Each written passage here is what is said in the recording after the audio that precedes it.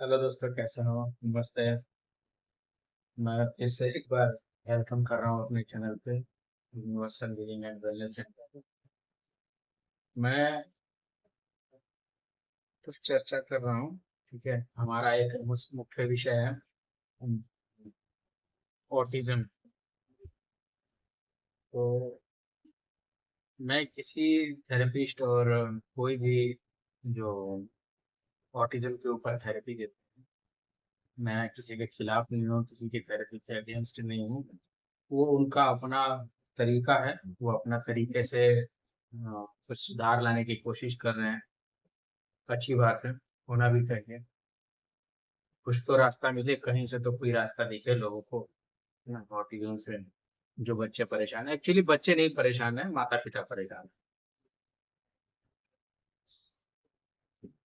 लेकिन ये बहुत ही गंभीर मुद्दा है, ऑटिज्म ना। ऑटिज्म मेरी जो थ्योरी है, ये थोड़ी अ, हटके है, साइंस से हटके है, और थोड़ी सी अध्यात्म से जुड़ी हुई है ये थ्योरी थ्योरी जो है। ऑटिज्म होता क्यों है, ऑटिज्म होता किसे है ना? से ज्यादातर ऑटिज्म बॉयज को ही होता है, ज्यादातर केसेस में बॉयज को होता है। गर्ल्स को बहुत कम होता है। कम दिखती हैं गर्ल्स, बॉयज ज्यादा दिखते हैं ऑटिज्म के केस, है ना?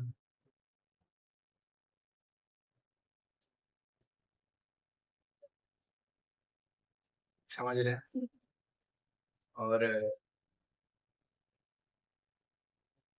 बॉयज को ही क्यों होता है, सबसे बड़ी चीज ये तो सवाल है, इसका कोई जवाब नहीं दे पाएगा। लेकिन ये ऑटिज्म कर्म के ऊपर डिपेंड है। माता और पिता के भी कर्म, जिसे दो तीन चीजों से मिश्रण से है। एक कर्म के मिश्रण से है, और दूसरा दुर्घटना के मिश्रण से।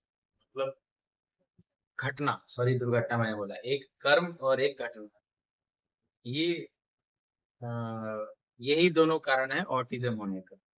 तो कर्म किसका? कर्म माता पिता का। और घटना किसका? घटना उस बच्चे का।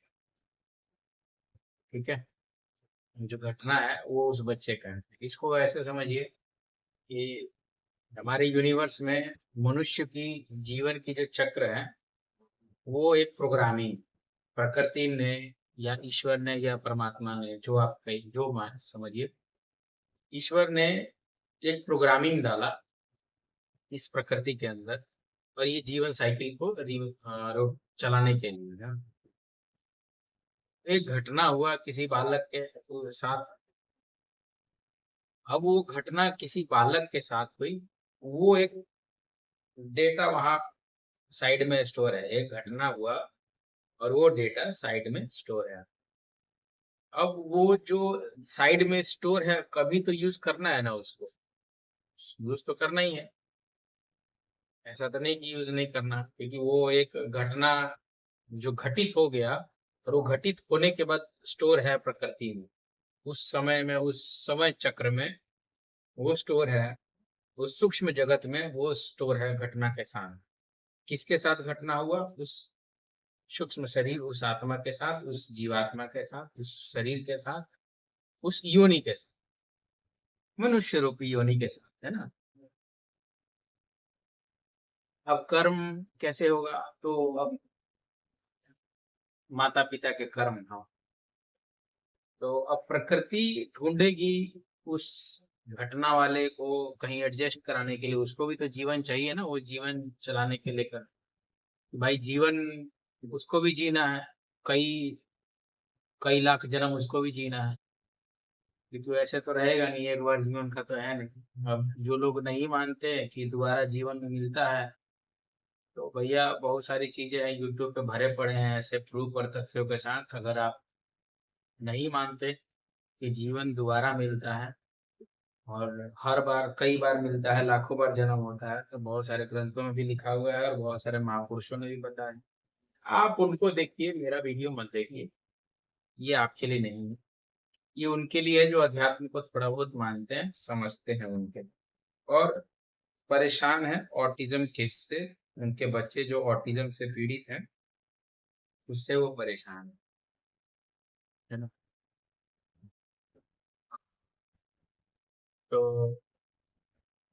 अब वो बच्चा जिनके घर जन्म लेता है, वो ऑटिज्म का केस, उसके साथ जो घटना हुआ है वो क्यों हुआ है, कैसे हुआ है, और कारण क्या है ऑटिज्म का, वो कारण तो है, लेकिन इसी माँ बाप के घर में क्यों जन्म लिए हैं, इसका एक बहुत बड़ा रहस्य है। ये जान लेते हैं पहले कि पहले तो कुछ कर्म ऐसे बाधित होते हैं माता के, खासकर माता के।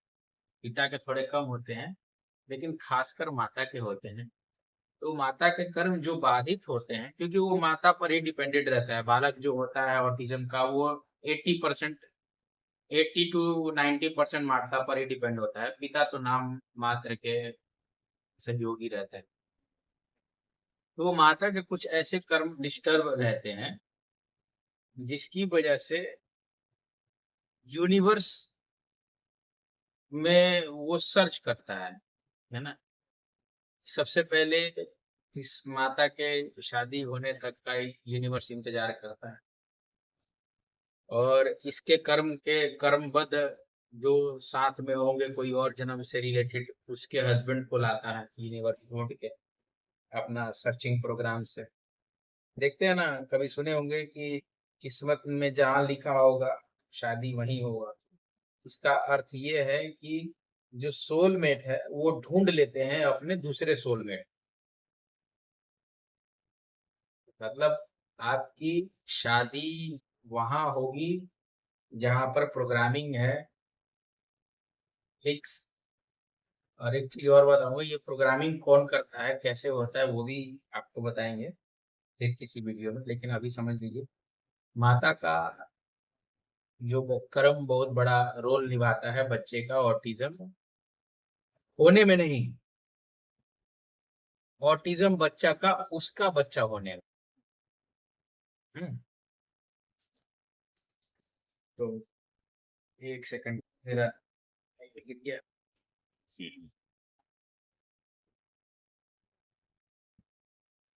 ठीक है, समझे कुछ कि माता माता का कर्म थोड़ा डिस्टरबेंस है, उसमें थोड़ा सा मिला हुआ है पिता का कर्म। समस्या का जो सोल्यूशन है वो थेरेपी तो है ही, क्योंकि थेरेपी से बूस्ट मिलता है अगर चीजों को सही करने में थोड़ी सी सहायता। लेकिन ये समस्या है क्यों, किस कारण से है, हम्म, किस कारण से है और है क्यों, इसको कोई समझना ही नहीं चाहता। इसके ऊपर कोई बातें नहीं कर, इसका कोई जड़ ही नहीं ढूंढ रहा। और शायद ढूंढ भी रहा होगा तो सही जगह नहीं मिल रहा उसको, सही दिशा नहीं मिल रहा। किसके पास जाए, कौन बता सकता है कि मेरा, मुझे ही ये बच्चा क्यों मिला, मेरा ही बच्चा ऐसा क्यों है।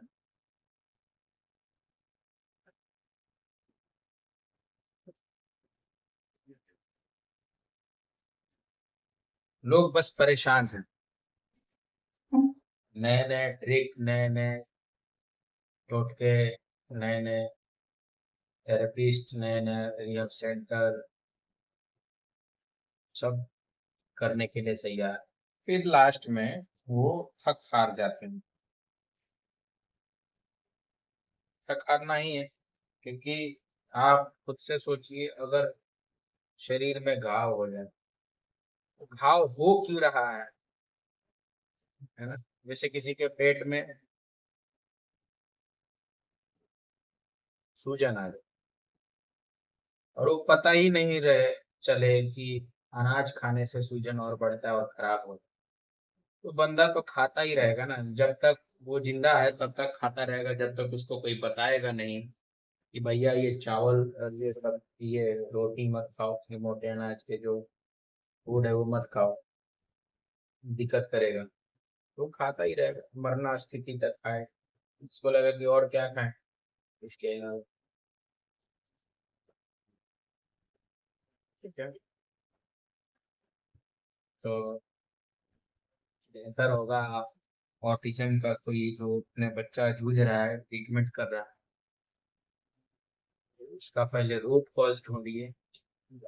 सबसे पहला आपका सवाल होना चाहिए कि आपके कौन से कर्म ऐसे डिस्टर्ब हुए जिसकी वजह से आपको ये दुख भोगना पड़ रहा है।